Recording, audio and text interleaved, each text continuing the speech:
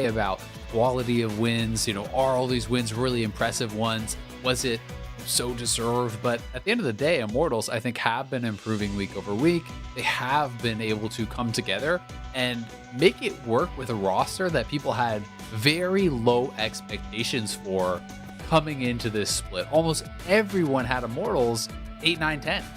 Yeah. And they're definitively, I think, not 9th or 10th, right? And again, I think they are looking fairly likely to make playoffs here. They actually, it's funny, I'm looking at what their last game against FlyQuest was, which was their first game of the season. That was the historic Riven game. That was the big pop-off game for Viper. And obviously you don't have to ban Riven anymore when Viper's no longer on the team, at least not starting right now. As the Morgana comes through, supposed to be pretty good against Rakan. On Reflex, you should be able to stop the knock from happening, which means if he's running Aftershock, doesn't get the extra armor MR, and you land a bind and just fight the guy.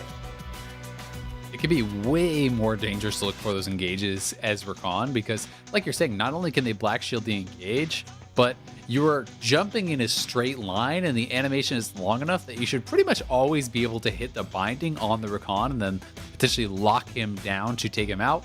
Aqua is a very experienced Morgana player. Really, I think one of his best champions. We have seen him and Apollo in the past, that bot lane reunited, playing a lot of things like Caitlyn Morgana as an answer to the Xayah Rakan. So this is a little bit different, but still the same kind of principle applies. And also interesting to see Karthus banned out once more, so maybe kind of moving up the tiers as far as the scrims have been going, because we saw it played last game, banned out this game.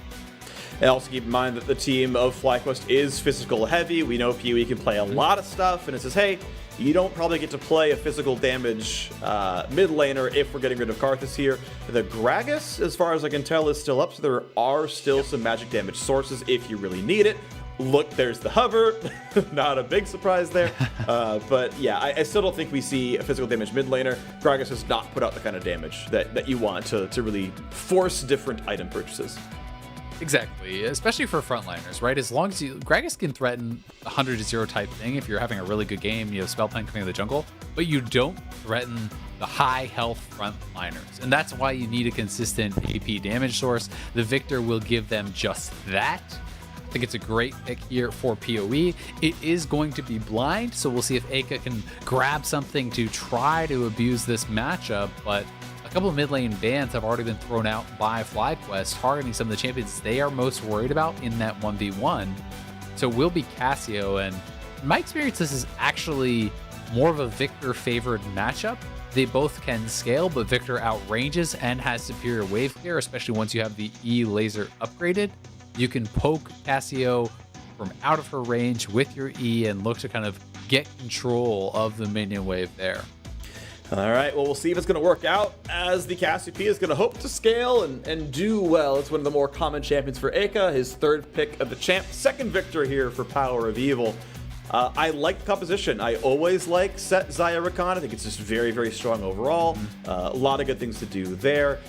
PoE is gonna, generally be a solid mid laner, right? He is He is basically the only not Cloud9 MVP candidate. I mean, maybe Broken Blade now is kind of in the conversation here as well, but it was so obviously above the rest, right? He was almost dragging FlyQuest into a top 3, and like I want to know what FlyQuest looks like, because I would love there to be a real fight for second place at the end. We know C9 can't be caught, but I want to see that FlyQuest TSM battle that seems so likely here. And if Solo just turns that knob a little bit more and FlyQuest get a little bit better as a team, that's going to be exciting. I want to see Solo do well. That's a good point. Yeah, if Solo is able to really perform, then FlyQuest looking even better. They have been a pretty surprisingly strong team throughout this split. I do like their composition a lot more as far as this draft is concerned. I think Immortals really are going to struggle if they fall behind at all, because they have very poor ways to start fights. Your engage is essentially a Trundle, Pillar, or Morgana binding, which is not reliable. Whereas on the other side, FlyQuest can start fight with Gragas. They can start it with Rakan. There's more options to make things happen on their own.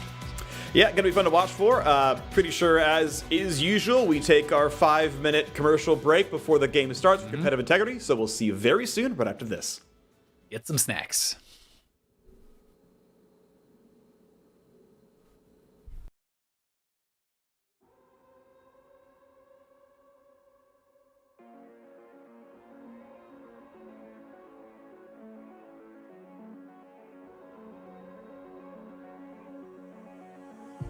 Tell me where do I go? Tell me where do I take us? Your heart is starting to slow. May the water be safe. As I dive in, bloodstains washing underneath the waves. I'll be reaching out to keep you safe. As we fall, I can't hold on much longer. We're drifting down to the other side. Try to pull us under. Keep holding out for the other side.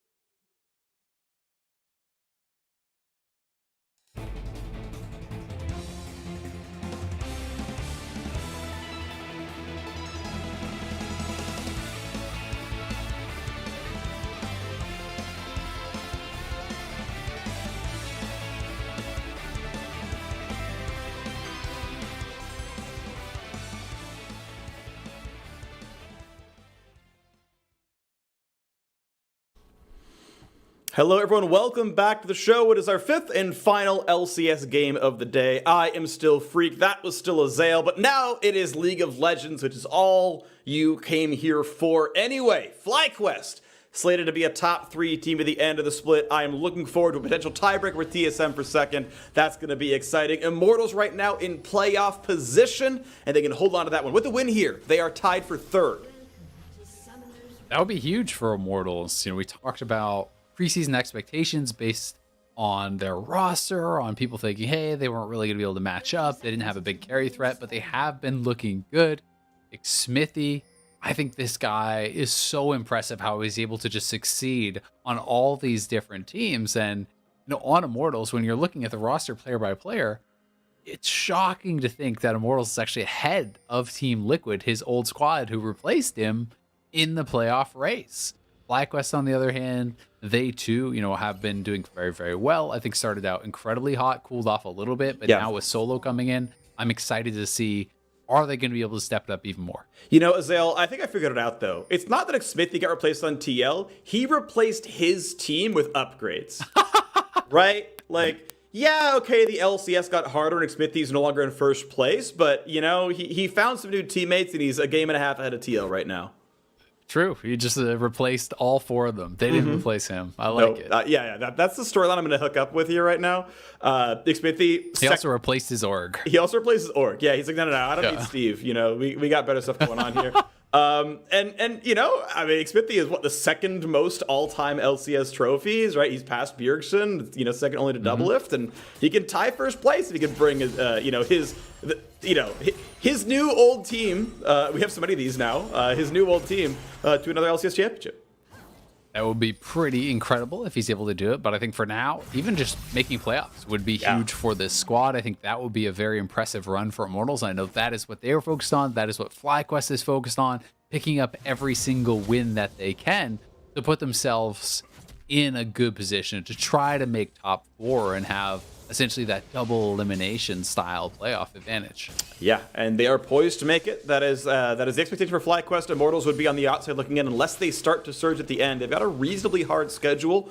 They are statistically expected to go 1-3 based on strength, but it's wins that they can get, they can improve, and we'll see if they can do that one and maybe take 4th place away from Evil Geniuses. That's like the really important battle is near the end of the season. They face EG, and that is who's slotted right now to take 4th. So that'll be something we watch for. Of course, right now we have an individual game to be played. Xmithie going to be spotted on the ward. Solo pushes in the wave. Might have to drop away these caster minions, unfortunately, but as he sees Xmithie go down to the blue buff and that whole area, he's feeling comfortable enough to at least gain XP. Xmithie didn't want to spend too much time waiting around, and had he actually gone straight into the brush, then Solo would have had to give up even more, but now he is spotted. Solo fairly far up, but will be able to walk it out. Okay, gets away from some of the first knockers, but now has to burn the flash away. It feels like he stopped for a second and did a taunt or something. Like he kind of sat there and then lost flash after just skill shots. I think he didn't realize that Soaz was going to run past the wave, and now they're trying to collapse on Xmithie here. Really good pullback, though, and it trades the flash back. Max range face breaker means Xmithie has to flash to get away from body slam with the follow-up slow. But it is still a flashless top laner, and that, to me, still probably favors Immortals if they can revisit top lane. I would agree. As a jungler, generally, if you come and trade flashes with a soul laner, you're considering that a fairly successful gank. So Xmithie's still going to be pretty happy overall, but it did seem like that was a little bit of kind of cockiness from Solo. Slowed down, stopped moving his character. I think he thought he was far enough away that Soaz would not engage on him, and he wanted to stay maybe an XP range or just say, hey, Xmithie, you can't 1v1 me, but it ended up costing him the flash. Okay, well, junglers now both topside. Centauran is a level behind Xmithie and only gets barrel damage. He is...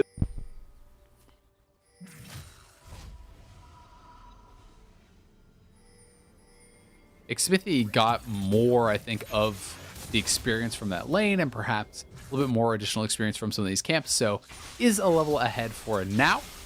And we are seeing Power of Evil just kind of trading back and forth here with Aka, but up on that top side, due to that pseudo freeze, Soaz is very far ahead in terms of those farms. So we'll have to see how much Solo is able to actually pick up. Yeah. To be able to try to close the gap there. And look at that, 17 to 30 in CS on the top side. Yes, Solo's going to pick up some off the wave. It's not going to be that different metric forever, but just that one gank seems to have really reset how that wave was playing out, how that lane was playing out. Santorin can try to catch up in XP. This Scuttle should give him enough, I believe, and trying to get level 4. But this is a bit of a rough start for FlyQuest. Gotta say, though, they are still up in farm overall. Small lead in bot lane, small lead in the mid lane. Not the end of the world by any means. And top is caught they're up. actually slightly ahead of goal, 7.6 to 7.5 right now. So not really a big deal whatsoever. We'll see what Power of Evil is able to get off of his first recall. Some people do like to just rush mana. Others like to rush the upgrade. It is going to be the upgrade here from Power of Evil. So getting that upgraded E-Laser for the second proc on it does really increase your wave clear and can allow you to kind of harass down this Cassio from outside of Cassio's range. Yeah, gonna be fun to watch for. I mean, I'm very intrigued by mid lane matchups. It's arguably my worst role, so I never understand all the pieces of it. But it's always really compelling, especially when there is some level of kill threat or poke threat, and you can kind of see who gets the lane control and who can kind of do what around the map. Power of Evil, again, an absolute all-star in the mid lane so far. Aka has been not having the best year, but he's still part of this Immortals combo that is right now in 5th place in the LCS in a playoff position. And in striking distance of a bit higher if they can make it happen. A quick bot lane push comes in. Apollo, 50% record, just like his predecessor was down in the bottom lane. But back reunited with Hakuo. Second longest standing duo of total games played together. It's nice to see them reunited. I think that they've just been such a mainstay in the league, and it was kind of funny that Apollo was on the same org, but he was playing in Academy, where Aqua was still staying in the LCS there. So now have been reunited, and they've been solid performers for many, many years. I do think Apollo at times is pretty underrated. He's not the most flashy player, but he's very consistent. Yeah, absolutely the case. I think he's definitely very strong. He has some very good years. I still get memed once in a while about calling him A tier. But yeah, definitely a good player. But now suddenly 3-on-1 versus PU. He has to flash get away, finds his son into SOAS, and builds a lot of distance. But can there be follow through? So as he can get the next skill shot, he can find that slow. PU, he might not get out of the cage. He can't. That's got to be enough damage for follow-up. And First Blood's gonna come through. SOAS' roam sets it up, and Smithy knocks it down. Nice roam there from Immortals. 3-man play on mid lane. Power of Evil almost able to navigate his way out of that gank. And flashing over the pillar, proccing the phase rush, but that was such a well-placed Infernal Chain. Normally you want to just sidestep out of it, but he really didn't have the ability to do that without walking back into the Immortals players, and had to kind of run so far forward to actually get into that Baron pit in order to break it, and he just couldn't quite make it. Big pickups there, and you can see Immortals now going to feel comfortable with a small gold lead to start things out. Xmithie able to get on the board with a flash burn top side, but never found the revisit, so Solo's about to have his flash back up. But it did help top lane equalize the farm. Now Solo facebreakers in, finds a decent punch, gets some decent damage. Temporarily, that will level down behind SOAS. Yeah, even if the farm has equalized, you're going to be pretty happy about that, I feel like, as Aatrox in the early stages. Zignar will be spotted out because it's so hard to actually brawl up against Set. You know, in this 1v1, Aatrox needs levels, needs the cooldown reduction on his abilities to be able to kind of effectively trade from range, because you don't want to be just forced into this melee versus melee battle where you're just autoing each other, trading back and forth, where Set will almost always win out.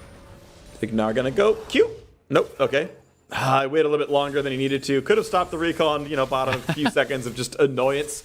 It's not the worst thing in the world. Doesn't matter all that much, but a very minor thing lost out there as Ignar is, trying to find the roam. And I want to point out, by the way, right, he did rush Merc Treads. We talked about the Morgana matchup a bit during Champ Select, where you obviously like going mobies. Yes, mobility boots were nerfed this patch or last, and that does mean you're a little bit less likely to buy them, but kind of has to go Merc Treads when you look at the fact that if you get hit by a Morgana Q or a Cassie Ult, you are definitely always dead. And so picking a slightly safer option to maybe get away. But now the flash pull onto SOAS. He does have flash himself back to the teleport. The rest of his squad not going to be put in turret range. Explosive Cask, though, doesn't quite put him there either. And it's just a trade teleport for flash, basically. Feels pretty good with Power of Evil going to be able to push in mid lane, so if they can take away some of those minions, it becomes a better trade for them. But intelligently for Immortals, they're going to try to turn this into a rift. Does feel like they're bailing out, though, so really I would take FlyQuest's side in that trade overall. Yeah, it's flash for the TP burned over the top. Turret plate dropped in mid lane. PoE was not in range to get the gold, so that is still 1,000 damage to the turret. That is still a relevant objective gained. Mid outer falling is really, really relevant, but it is 160 gold. That doesn't go over. It still means that FlyQuest are on a very slight gold deficit here, but they are farming against that first blood and doing so admirably. 200 gold difference when you have 600 gold picked up from PvP combat means good farming. Now off of Immortals backing off, they will be the ones to actually start this up. Turtle is going to stay bot lane. Apollo is running up, so if FlyQuest can't finish this really quick, then Immortals would have a 5v4, but it looks like FlyQuest will be able to finish They're it. going to find a knock. They're going to find 2 charms. Damage to Xmithie, who's going to be able to walk away cleanly enough and burn the ult and stays alive. Herald picked up there by Santorin, burns his own flash to get away. It's only one summoner and a couple of ults lost on the FlyQuest side. One summoner, a couple of ults down on the Immortal side as well. Yeah, very well done. And Turtle is going to be able to get a plate for himself. There's going to be some farm loss there from Apollo, who was roaming up to join the squad. Unfortunately for him, he couldn't get there in time to actually be involved in the play. So Turtle, who just stayed bot to farm, will get a little bit more out of that. And again, FlyQuest make a beneficial play. We'll see how much they can get from this Rift Herald. So, as I've got stats here at the screen in front of me, I do want to kind of spend some time looking at the comparisons between players. If you look at CS difference at 10 across top laners, Viper was dead last in the LCS at -6.9. You can kind of see here that it's not quite that mark here for solo, so that part's doing pretty well. But if you look at a different stat like, say, gold difference, Viper is actually a better laner than Soaz. If you look at overall gold, not just CS, so things like plates and assists, ironically, it's Soaz who is doing well on farm and actually got the roam, got the assist. So Soaz, I'd say generally outperforming what he's expected to have against Viper, but by fairly small margins if we're like trying to grade solo so far. It's tough also because of how much I think the lane state in the early levels was affected by that gank, but we have Ignar here. Oof. Like he may be in trouble, has to blow the flash. Because solo kind of had the wave semi-frozen on him, he did lose quite a bit of that, and you can place some blame on the laner for saying, okay, well, maybe you should have managed the wave differently so that it wasn't able to be frozen on you. But it does get pretty in the weeds when we're in like a 1-game sample size. Of course. And thus far, I would say, as far as just the eye check, Solo has performed fairly well. He's been on point with the face breakers, setting his team up with that at times, and at very least getting some summoners. Yeah, he's been setting his team up quite well. Of course, they set him up in Champion Select, and as we look at the mid-game state, it is a Drake in for Immortals. That's going to be solid, but it's FlyQuest who are still up in gold. They've still got a minute and change to summon that Herald and get 300 to 400 more off the top of that. So expecting a pretty large gold lead for FlyQuest, expecting to get first turret here as well, as mid and bot are both down a plate. And neither team has lane swapped their duos to top side to crash a turret just yet, but we are running out of time before the plates fall, so we should see that summon come pretty soon for Santorin. I'm surprised to see him just straight up recalling here. Unless he just charges to a lane right now and drops it, it's going to be too late to try to get turret plates. So have to track. He's just going to run it down to mid lane and try to go for that there. But I always do think it's so important to get that guaranteed gold from the plates. Ignar out to safety. Aka does not get the stun as Ignar is able to turn his back to it and get away from that one. We've now got Santorin walking to mid lane with about 30 seconds left on the Herald summon, as we have 20 seconds left on plates. Wild Turtle about to find his second solo plate kill down here. This time around, Apollo will actually be around. But the Herald is summoned in the mid lane, and you're going to hope for the FlyQuest side. Nicely done by Turtle. Gets the gold there. Here comes the charge, and PoE and Santorin both close enough to at least earn the 320 total gold for that one dropping. Sadly, plate number 4 not going to be ranged to kill. There was enough defense by Immortals, but that is still 480 gold farmed off the mid lane turret, 320 farmed off the bot lane turret, and Immortals themselves, I believe, got none. I think they did miss gold on the first plate from the mid lane turret. The first mid, you're right. As I recall. But still, they did very well with that, and just in the next time, able to get the Herald down and cash in on it. So going to be feeling pretty good about it. Since it has been buffed, the value of the turret plates, even just getting the 2 is a kill, essentially, in value. So it is very important to be able to grab that whenever you can. And it's going to put Power of Evil in an even better spot here now. Grabbing the Lost Chapter, we'll be working towards a Ludens next.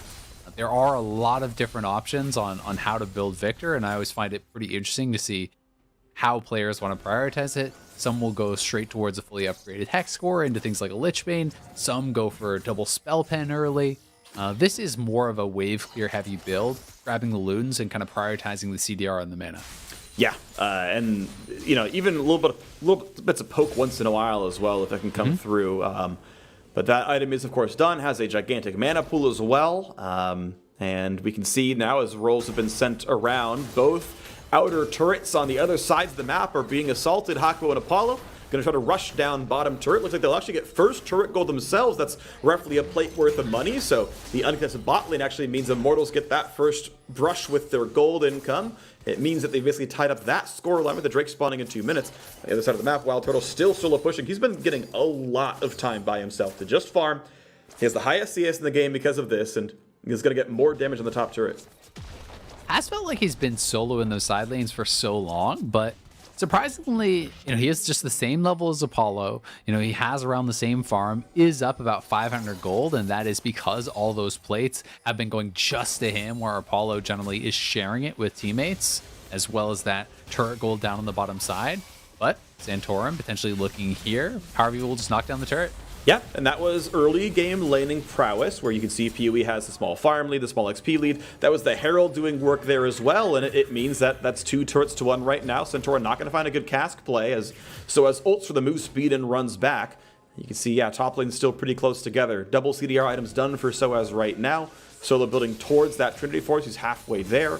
And we have a bit of a slower holding pattern. We're 1 minute away from the Ocean Drake spawning, but before then the Herald's already up, and FlyQuest would love to crack a 3rd turret with it.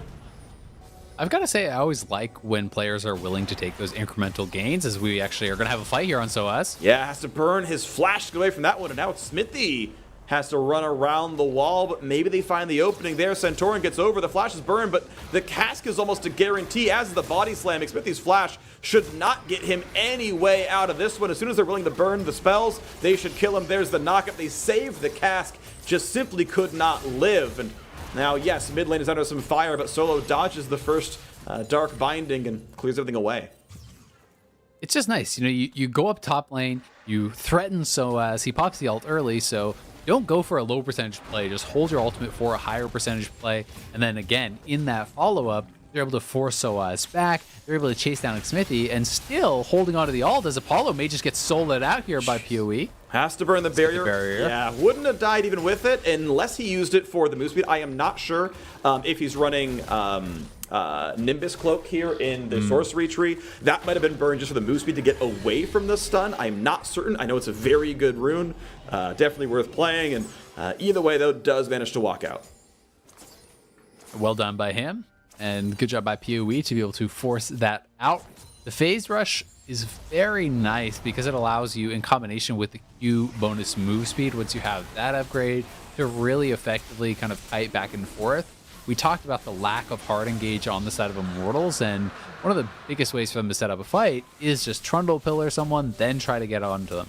When you have phase rush, you can remove that slow essentially and kite back very effectively, plus having the ability to then stay closer and attack your opponents as they back up, keeping your ultimate closer and on top of them for more damage. Yeah, and if there's a player who's good at kiting a team fight out and maximizing DPS, Power of Evil is one of the very best at it. Definitely an outstanding player, and we'll be watching for him a whole bunch in team fights. Again, though, Wild Turtle has a ton of cash as well, right? Lots of turret gold soloed to him, lots of farms to the highest in the game. Might be the first to break 200. We'll see as waves go down. Doesn't have any minutes to kill just yet. I'm actually very curious, just for funsies, who gets it. It's going to be PoE, cracking 200 minions under 19 minutes into the game. Same, though, for Aka at 201. Yeah, all the players really farming well here. Both bot laners just around 200. Both mid laners at 200, as Turtle, no turret behind him, but will be able to barely squeeze by that pillar. That would have been probably Flash if he actually got locked in there, because you can't just walk through Aka and Xmithie, and your ultimate does not allow you to go over terrain such as that pillar. Yep, that was going to be really big. Just maybe 50 units off from that being a forced flash. Unlucky there, but end of the day, it's FlyQuest feeling comfortable. They've still got those 2 unanswered turrets. We know bot lane is getting low, and right now, at this very moment, Nona's answering the bot lane push. Hakuo going to be chunked down as well. Ignar going to be first to get back into the bot lane. We'll see if Gragas shows as well. Aka is showing up, but not in time to defend the turret. So 3 straight turret kills for FlyQuest. 1 was a trade, don't get me wrong, but mid and bot out are taken without really any contest, other than the fact that Immortals have at least claimed 2 Drakes. I've got to say, I really like how Power of Evil is utilizing his ultimate. The last time the ult was up, he got barrier out of Apollo. Comes back up, he forces heal out of Hakuo. And this is something where if you're going to go for a CDR heavy build, you need to be using your cooldowns consistently to really make the most of it. Otherwise, you should just be going for a flat pen or a death cap or something like that. So, you know, he's making the most of his build and really kind of forcing resources out of his opponents every time his ultimate is up. And we're speaking of things being up, Baron is alive now on the map as the power spike's coming through. Triforce done for Solo. Soaz now the object of affection as the FlyQuest do want to go for him. Yet again, ulti burn for the move speed. That's the second in a row I've seen of that one. Does make Aatrox, of course, a safe split pusher, gets away from most ganks. Again, Ignar not having Mobies, but Merc Treads means he's, of course, not as easily able to find those engages and outrun his opponents to get into range. Fair enough, cooldowns burned, whatever. But Wild Turtle, equal levels to Soaz, is not going to feel too terribly threatened by the one-on-one. I say that, though, as he walks into melee range of him, gets out from the knockback, and with reinforcements nearby, there's no follow-up on the fight. Soaz wouldn't be able to win that extended fight very likely without the ult, but Power of Evil not quite able to proc phase rush to run away there, but now Soaz potentially caught out. Charm, lots of CC. That time around, they get the kill picked off. Doesn't have the flash, couldn't burn it to get away. The rest of the squad was there. Soaz bit off more than he could chew.